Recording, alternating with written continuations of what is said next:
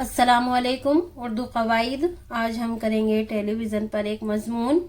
تو چلیے کرتے ہیں.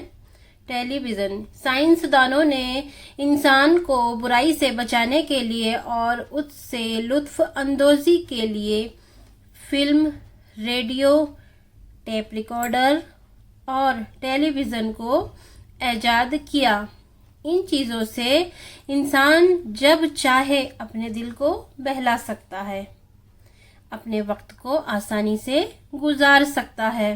اگر ایسا نہ ہوتا تو نامعلوم اور کتنی خرافات بڑھ جاتی، کتنی چوریاں، ڈکیتیاں عروج پر ہوتی، کیونکہ کسی نے صحیح کہا ہے کہ خالی دماغ شیطان کا گھر ہوتا ہے. ٹیلی ویژن کی ایجاد اسکاٹ لینڈ کے جان براڈ نے کی. ٹیلی ویژن سے ہمیں نئے نئے پروگرام دیکھنے کو ملتے ہیں. دنیا میں ہونے والے تمام حالات ہمارے سامنے آ جاتے ہیں. ہم گھر بیٹھے امریکہ کے صدر کو تقریر کرتے دیکھ سکتے ہیں. کسی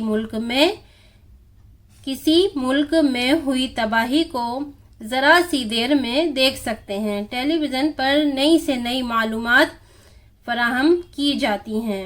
کبھی کبھی غیر ملکی سربراہوں کے انٹرویو دکھائے جاتے ہیں.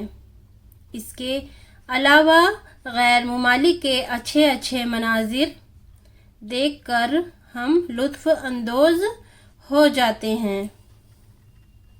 جنگلی جانوروں اور جنگلوں کو ٹیلی ویژن پر دیکھنا بہت اچھا لگتا ہے.